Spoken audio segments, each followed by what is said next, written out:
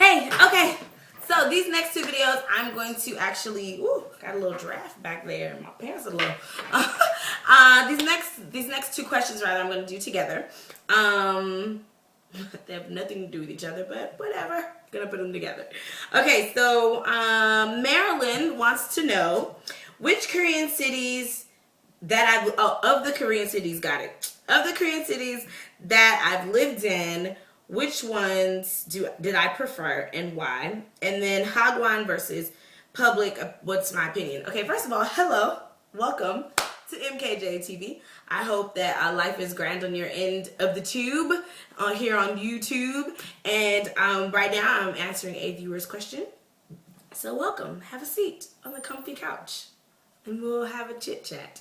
Okay? I've only lived in two cities. I kind of three, actually. Ulsan was my first city. Then I moved to Busan, and I moved back to Ulsan, and then I lived in Ulsan and Busan at the same time. I had two different apartments that I was splitting between the two. But every weekend I am in Daegu because my church is there. So I leave on either Friday or Saturday, and I'm there until Monday because I work Monday in the afternoon. So I usually spend the night and then take the afternoon or morning train down, and I'm back in the afternoon. So anyway, so Daegu technically also is another place where I call home.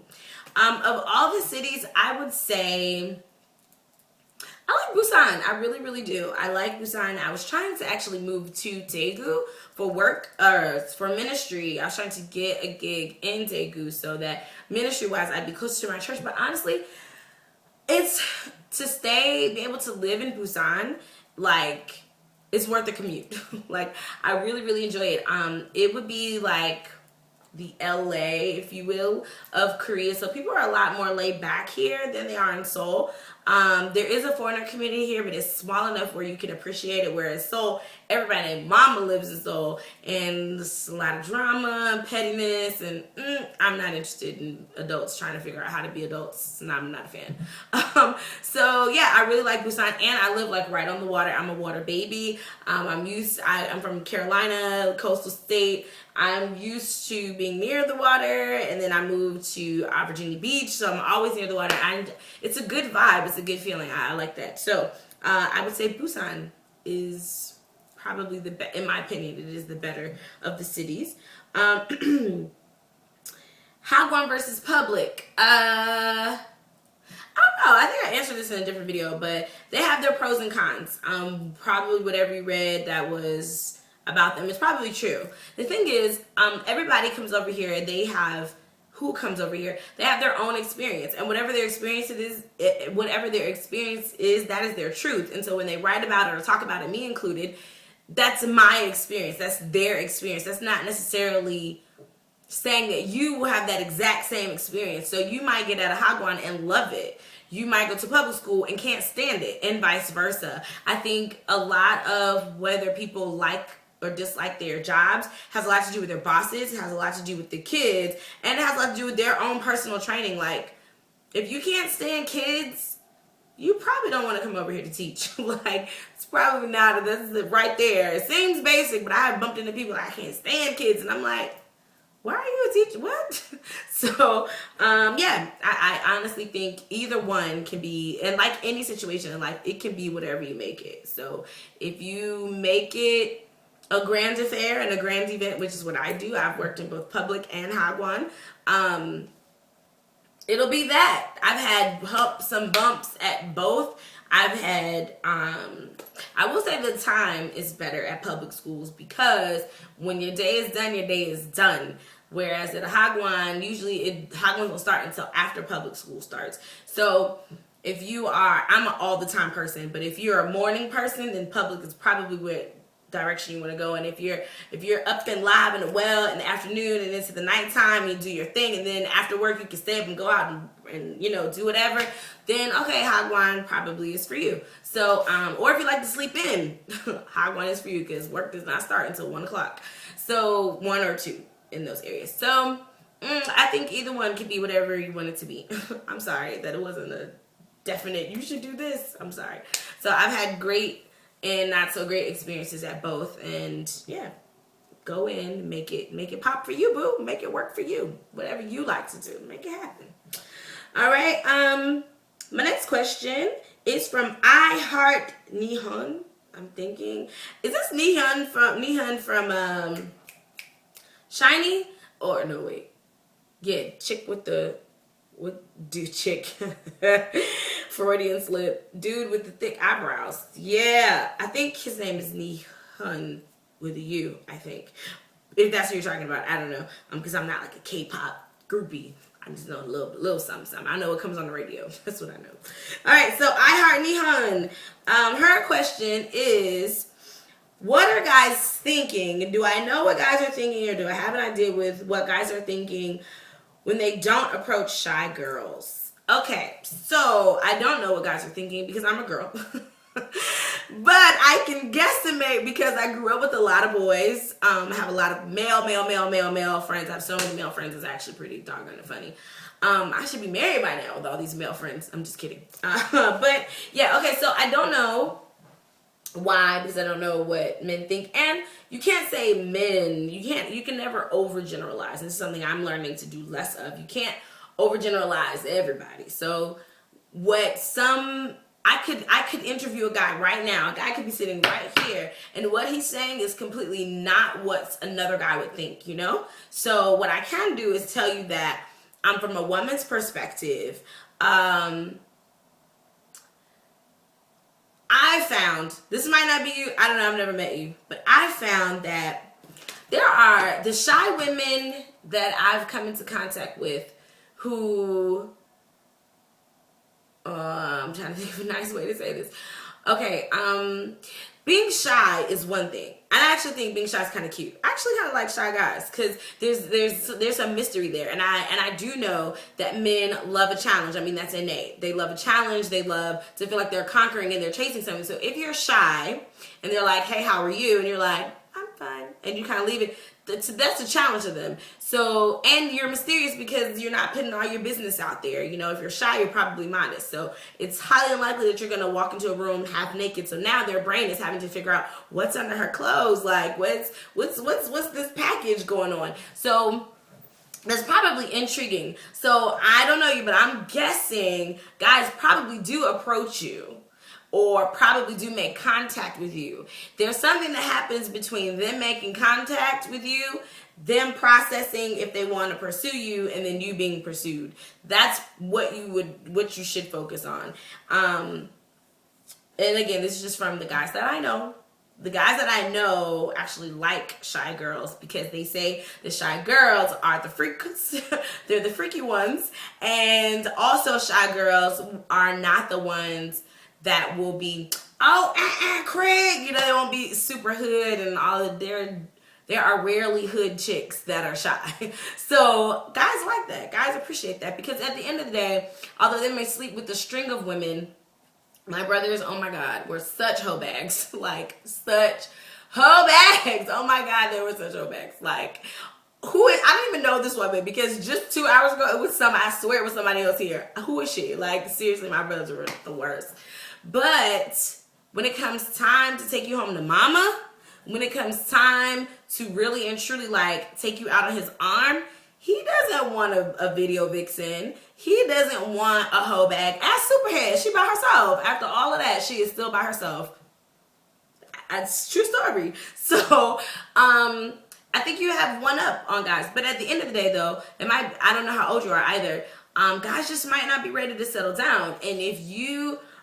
guys can read that too. They can read if you are settled down material. And if you are and they're not ready, there's a good chance they're not going to talk to you. Like my brothers used to tell girls, yo, when I'm ready to get married, I'm calling you. Like, seriously. And I used to think it was so funny until guys started telling me that. And then I was like, oh, wait, no, that's not funny at all. It doesn't feel good. That's not a compliment. But guys think that. So that's something else too. If you're portraying good qualities, then maybe the guys that you're entertaining are guys who aren't ready to pursue that because they're doing their own thing. And so they're looking for one night stands. They're looking for fly by nights. They're looking for faux relationships, but you're legit. And so they're not ready for that. So don't be totally discouraged if a guy is not like knocking on your door.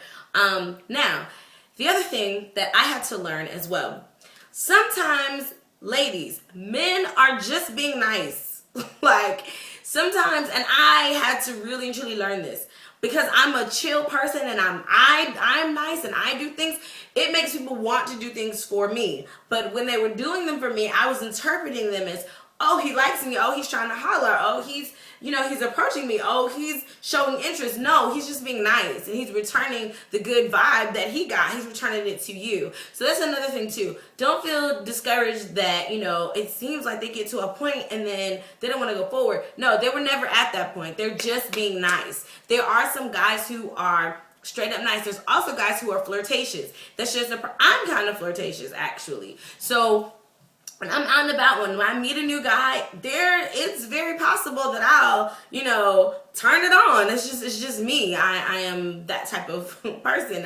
Oh, really? I'm witty and smart and whatever. So, and I like to hold on to this pen. I like a little back and forth. And so, yeah, you just have, maybe the guys that you're contacting are just being nice to you. Maybe they really appreciate who you are, and maybe they appreciate how you carry yourself, and maybe they are admiring from a distance, and every once in a while they want to hold the door for you or get you flowers or do whatever. That's not necessarily them asking you out on a date. And as I've said before, and I will continue to say again until situations in life prove otherwise, which is like my motto for this whole channel. Like, these are my thoughts for now.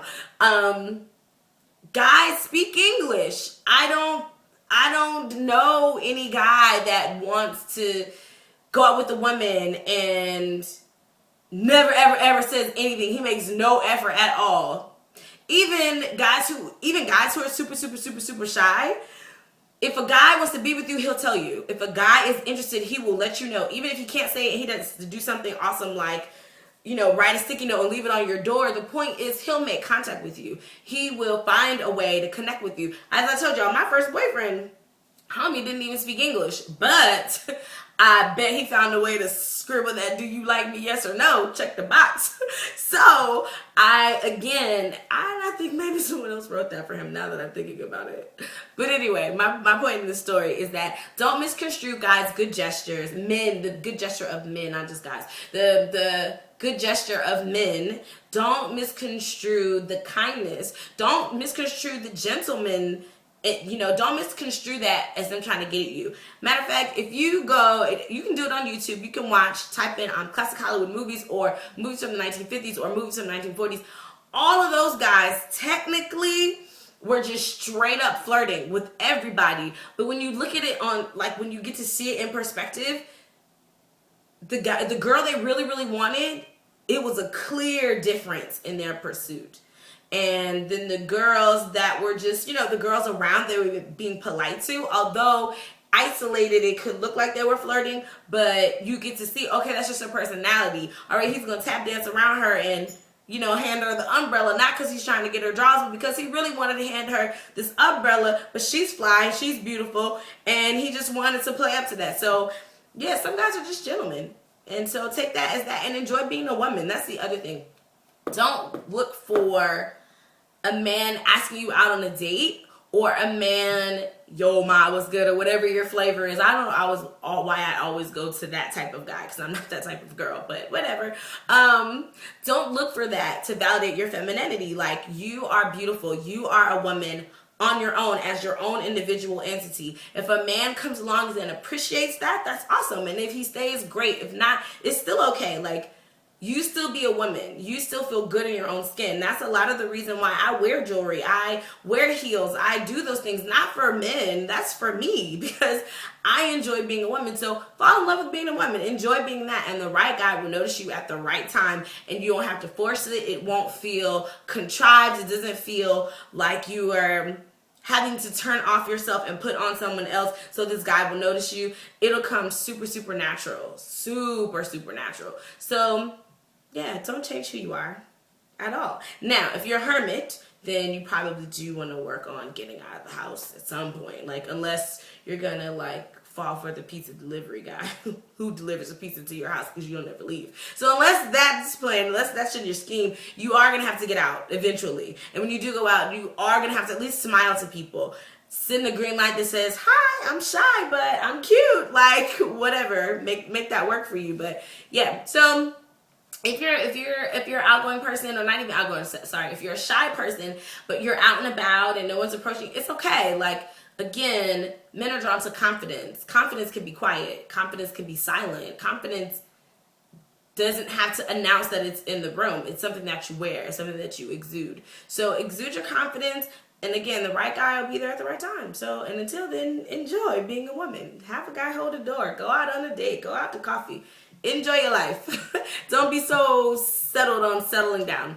Okay, I hope this video has answered your question, and thank you so much for writing. And she's one of my faithful viewers too. So thank you so much for tuning in and coming along on this journey of MKJ TV.